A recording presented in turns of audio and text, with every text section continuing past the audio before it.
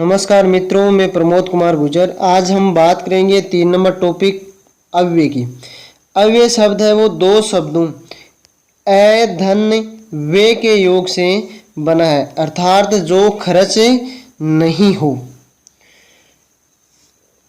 अव्यय संज्ञा विधायक सूत्र सौरादि निपातम अव्ययम, सौरादि निपातम अव्ययम अव्यय संज्ञा विधायक सूत्र है। तो अव्यय संज्ञा विधायक सूत्र कौन सा है?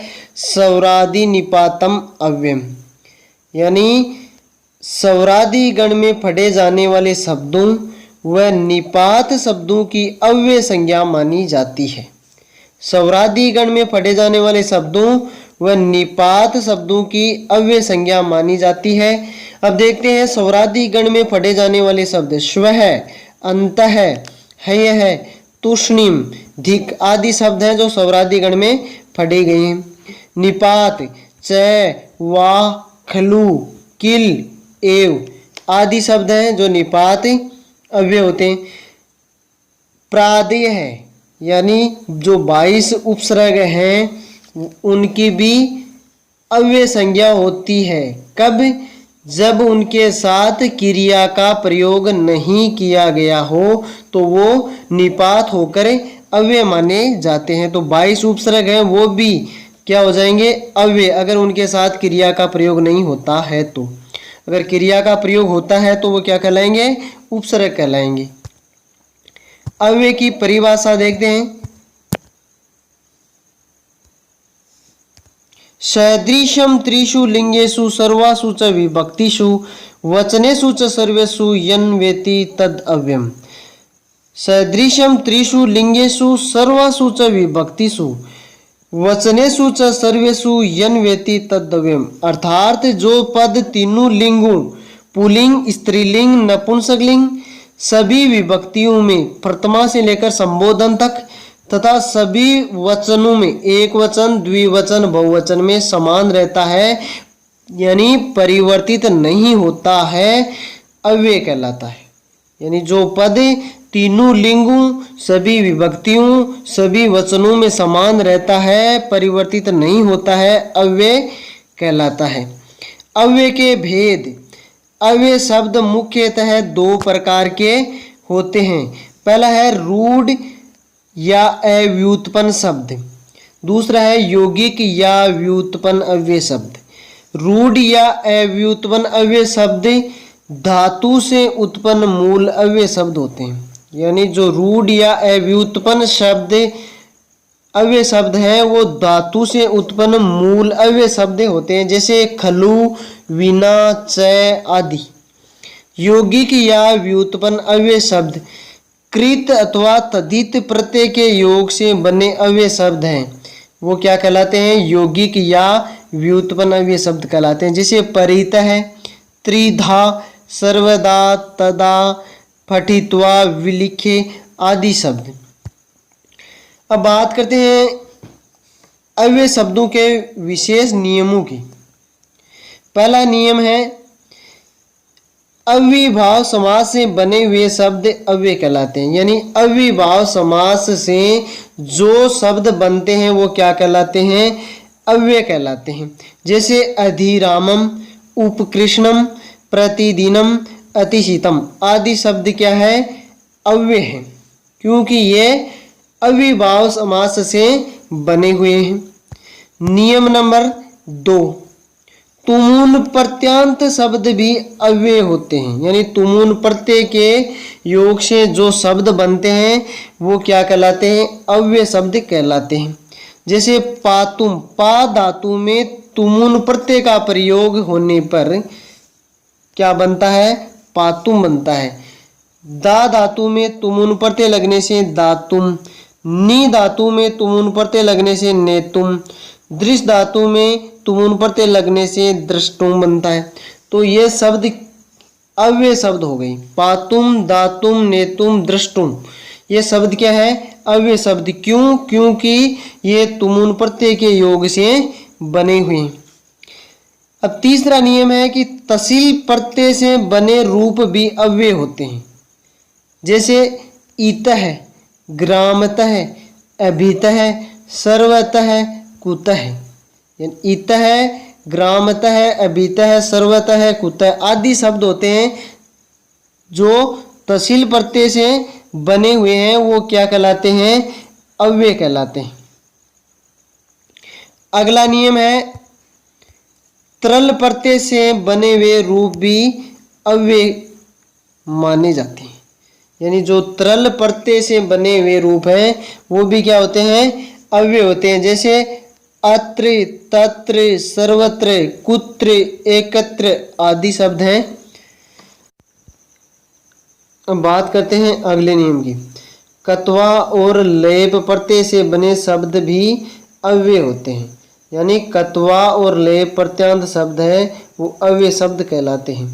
जैसे पठ धातु में कत्वा प्रत्यय लगने से पठित्वा बनता है, हन धातु और कत्वा प्रत्यय के योग से हत्वा बनता है, लब धातु में कत्वा प्रत्यय के योग से लब्ध्वा बनता है।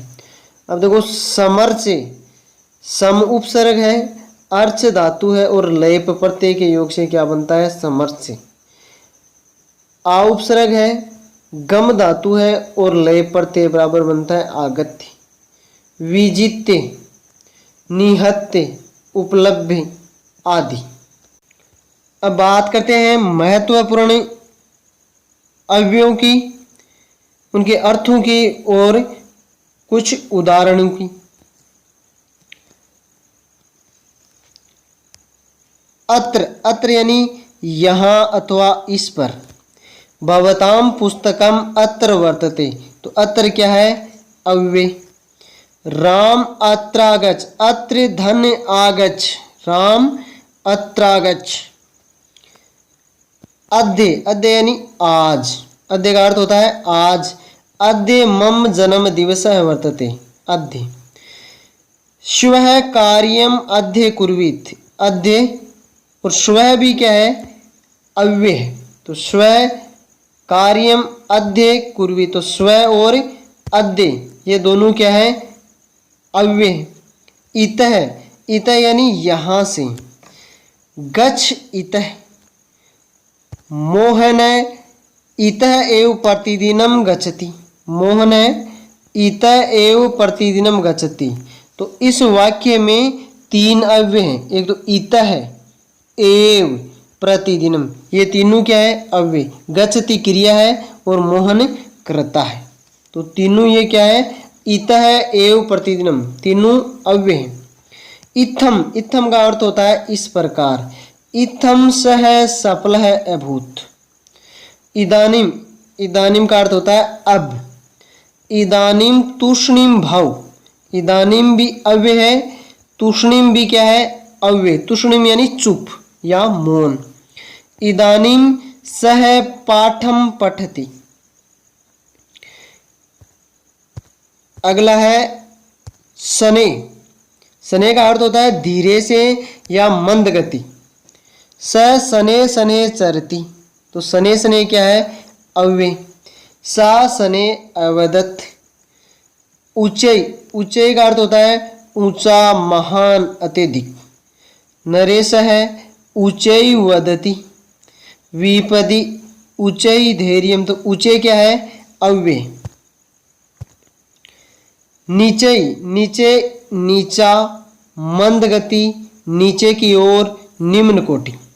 नीचे का अर्थ होता है नीचा, मंद गति, नीचे की ओर, निम्न कोटि।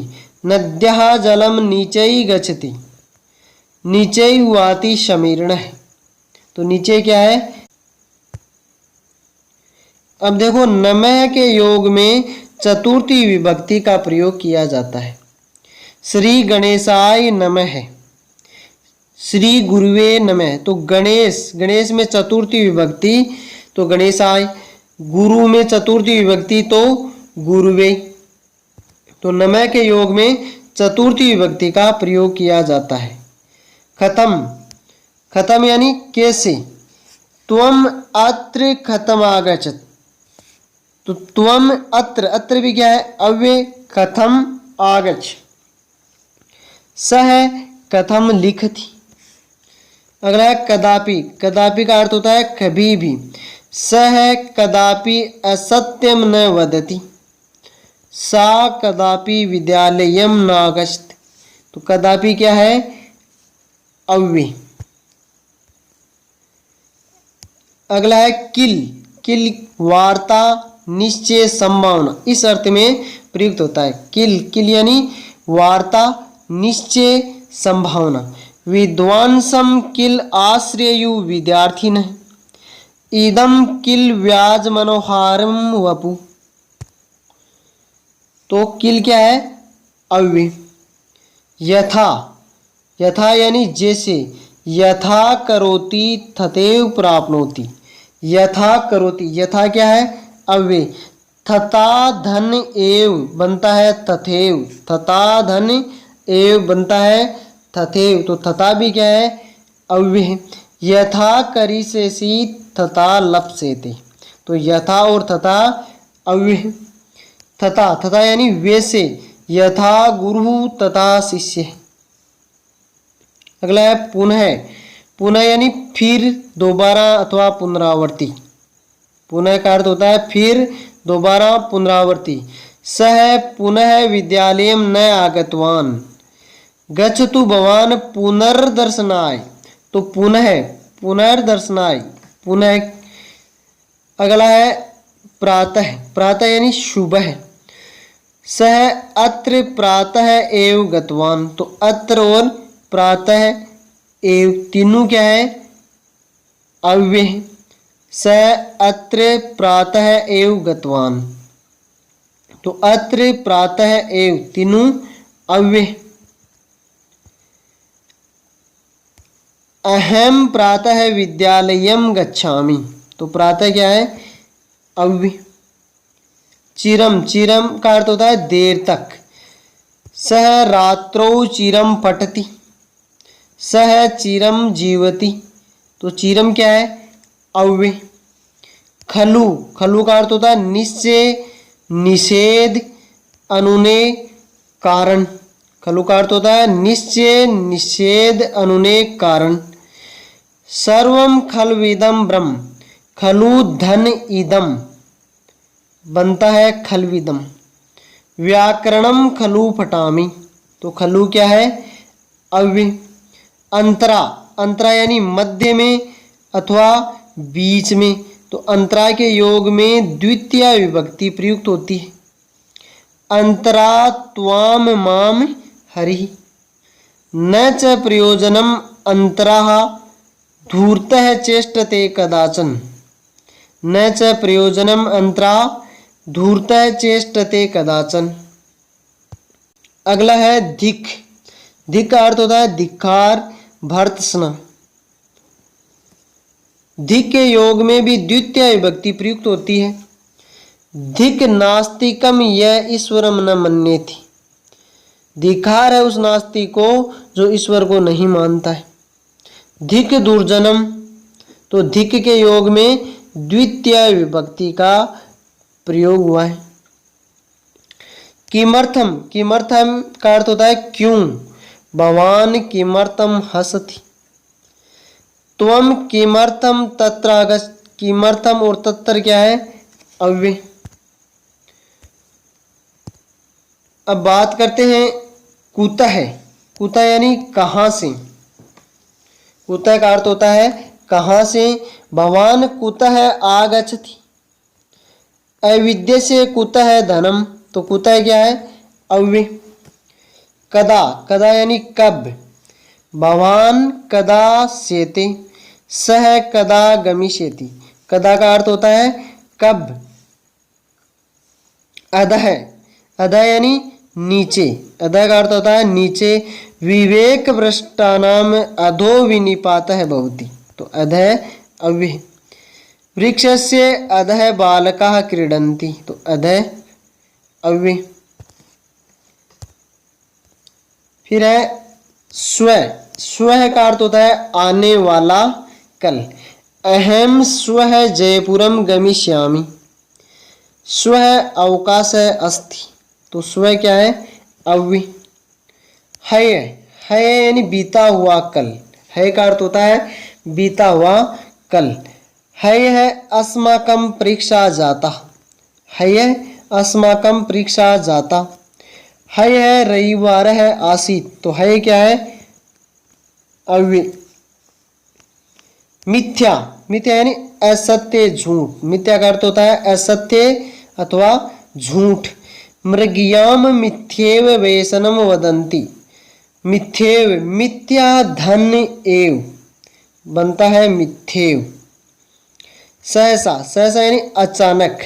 सहसा विदित न क्रियाम विवेक परम पदाम पदम। सहसा, सहसा का अर्थ होता है अचानक। सायं, सायं यानी शाम का समय। सायकाले गृहम आगछेत। तूष्णीम, तूष्णीम का अर्थ होता है मौन अथवा चुप। अर्जुन है तूष्णीम बभूव, तूष्णीम न योत्स्य इति गोविंदम उक्त्वा तूष्णीम बभूव। तो इति उक्त्वा तूष्णीम ये क्या है अव्यय। सह, सह का अर्थ होता है साथ, और सह के योग में तृतीया विभक्ति प्रयुक्त होती है।